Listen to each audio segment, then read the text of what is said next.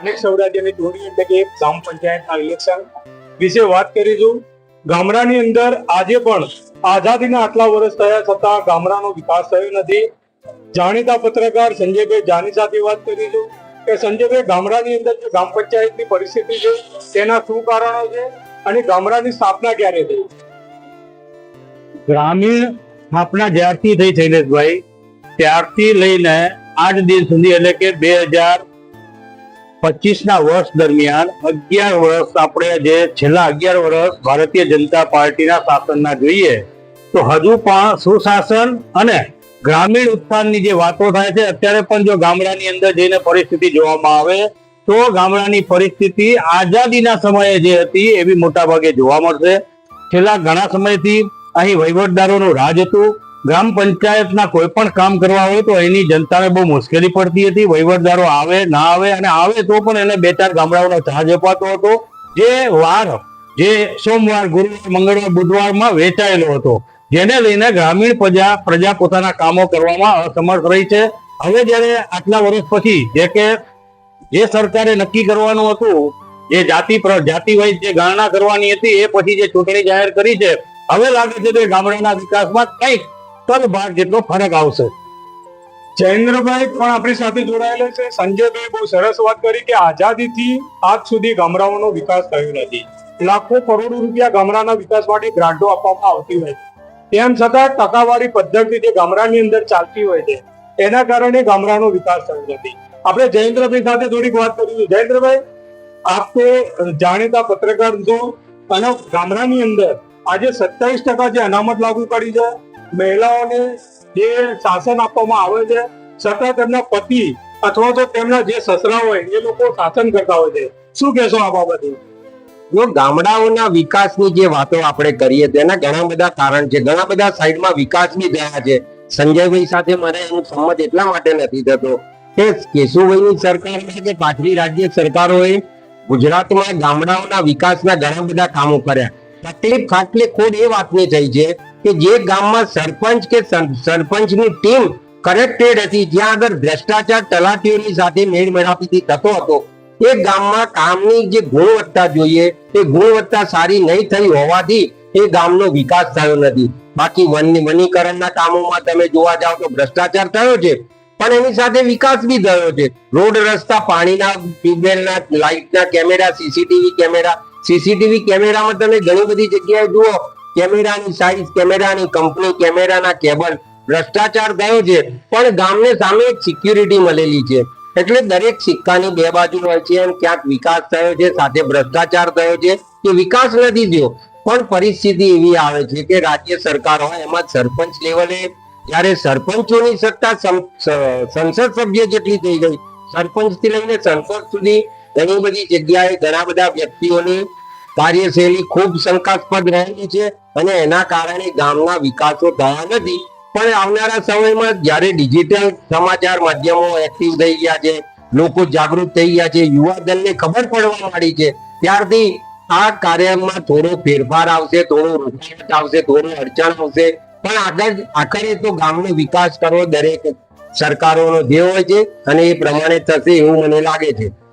જયેન્દ્રભાઈ બહુ સરસ વાત કરી કે ગામડાની અંદર વિકાસ માટે સરકાર ગ્રાન્ટો આપતી હોય છે, તેમ છતાં ગામડાની અંદર જે કરપ્શન એટલે કે ટકાવારીની પદ્ધતિ છે તેના કારણે, તેના ભ્રષ્ટાચારના કારણે ગામડાનો વિકાસ થશે.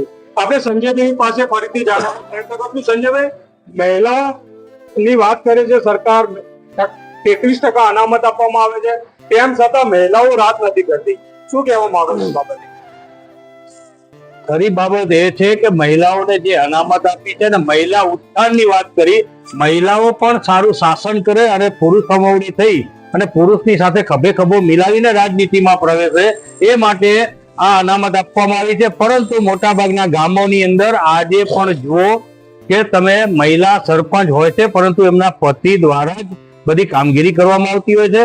તમે ક્યારે બી કોઈ ગામમાં જઈને પૂછશો કે તમારા ગામના સરપંચ કોણ, એટલે તરત તમને જવાબ મળશે કે ફલાણા બેન સરપંચ છે. પણ જો સામેથી એમના પતિ આવતા દેખાય તો તરત કહેશે કે આવેલો સરપંચ. એ પતિને જ સરપંચ તરીકે ઓળખવામાં આવે છે. અને પતિનું જે રાજ, જે દખલગીરી જે પંચાયતની અંદર છે, તમે એક બહુ સારી હમણાં 1-2 એપિસોડ એના આવી ગયા, પંચાયત નામની એક વેબ સિરીઝ આવી હતી. વેબ સિરીઝ ની અંદર પણ આવું હતું કે ત્યારે કોઈ મહિલા સરપંચ હતી પરંતુ એમના પતિ જ રાજ કરતા હતા.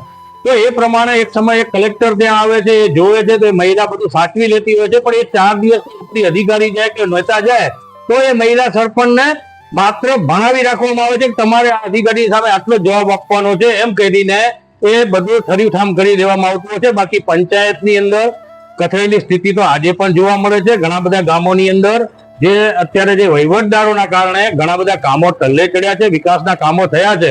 અત્યારે ઓનલાઈન કામગીરી વેરા વસૂલાતની પણ કરવામાં આવી છે. તમે જિલ્લા પંચાયતની વેરા શાખામાં પૂછી જોજો મહેસાણા, તો ત્યાં આગળ જે એમને બારકોડ આપવામાં આવ્યો છે, જે તે બેંકોથી સંલગ્ન કરવામાં આવી છે, પરંતુ ત્યાં આગળ એમના બારકોડ ચાલતા જ નથી. તો એ વેરા વસૂલાત પણ કઈ રીતે કરવી એ પ્રશ્ન છે. જ્યારે મહિલા સરપંચ હોય છે કે મહિલા સરપંચને જે પદ આપવામાં આવ્યું છે એમને આ બધી કઈ ખબર જ નથી પડતી હોતી.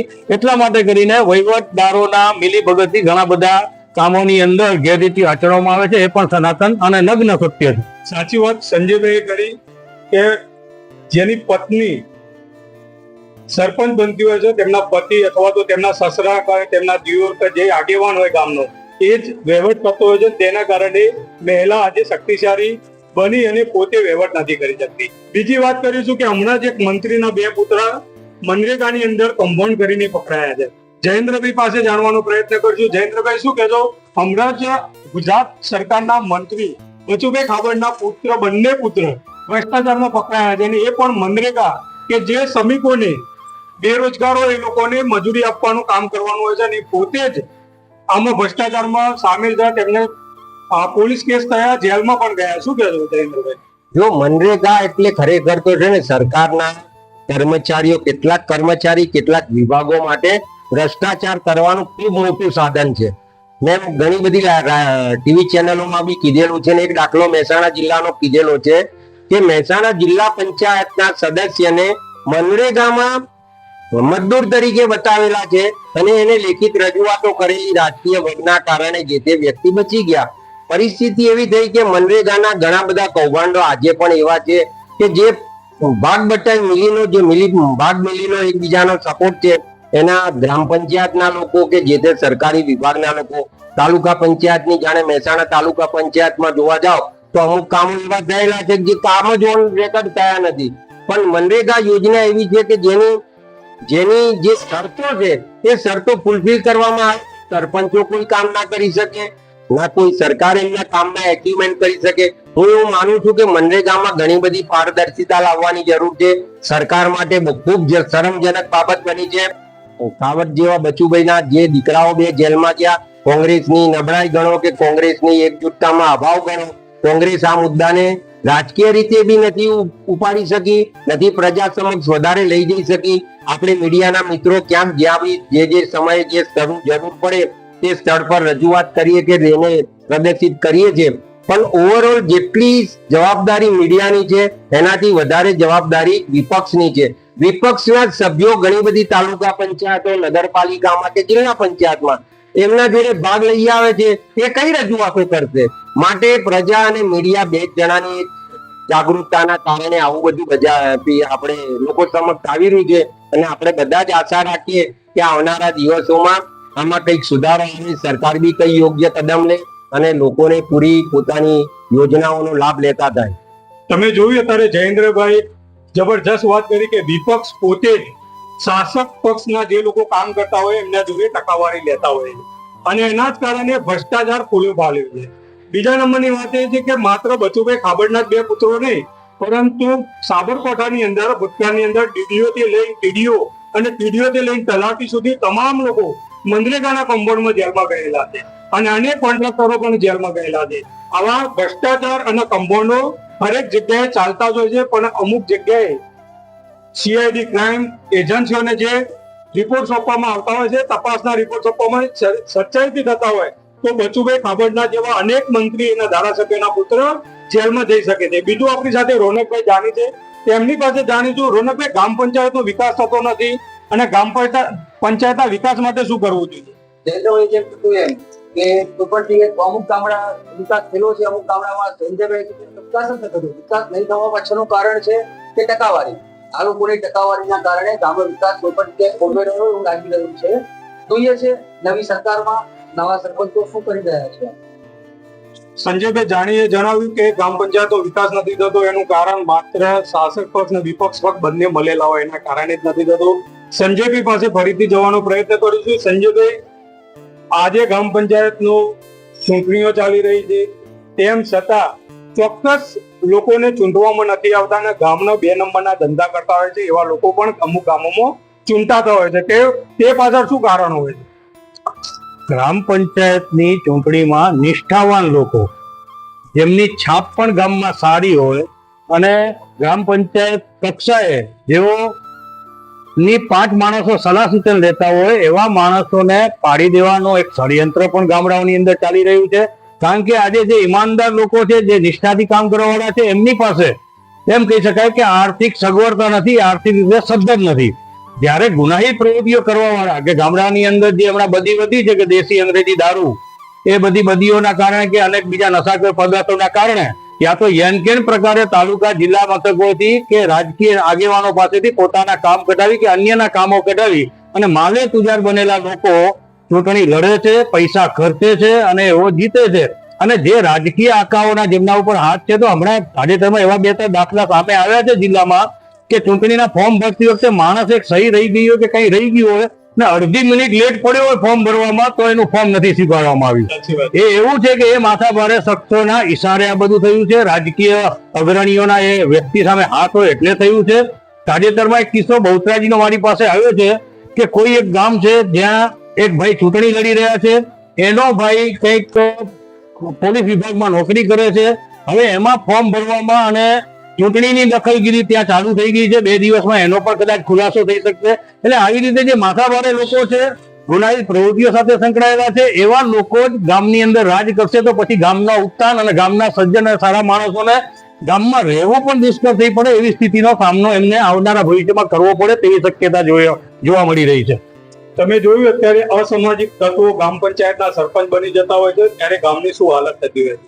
ગામના સારા સરપંચો જ્યારે એ અસામાજિક તત્વો વિરુદ્ધ જ્યારે રજૂઆત કરતા હોય છે તે સમયે તેમની જ સામે તેમના હુમલા પણ થતા હોય છે, તેમના ઘર પણ સળગાવવામાં આવતા હોય છે. અને આવા જ લોકો જો ગામના સરપંચ બની જાય તો ગામની શું પરિસ્થિતિ થતી હોય છે. આજે આપણે વાત કરી સંજયભાઈ જાણીતા પત્રકાર છે, જે આખા ગુજરાતની અંદર ફરતા હોય છે અને ગામના વિકાસની વાતો કરતા હોય છે, પરંતુ આજે જે ગામડાની પરિસ્થિતિ જોઈ એની વાત કરી. જયેન્દ્રભાઈ છે કે જે હરહંમેશા દરેક ટીવી સાથે ડિબેટમાં બેઠા હોય છે, એ પણ પ્રજાની સાચી વાત લોકો સુધી વાત રજૂ કરતા હોય છે. બીજા નંબરે સંજયભાઈ જાનીભાઈ છે, એ પણ આજે ગામડાની અંદર ફરતા હોય છે અને સારી લોકો સુધી વાત પહોંચાડતા હોય છે. આજે આપણે માત્ર પત્રકારો મિત્રો સાથે એટલા માટે જ વાત કરી છે કે સાચી વાત આજે વિપક્ષ બોલી નથી શકતું. એટલે હવે પત્રકારોને બોલ્યા સિવાય કોઈ રસ્તો જ નથી.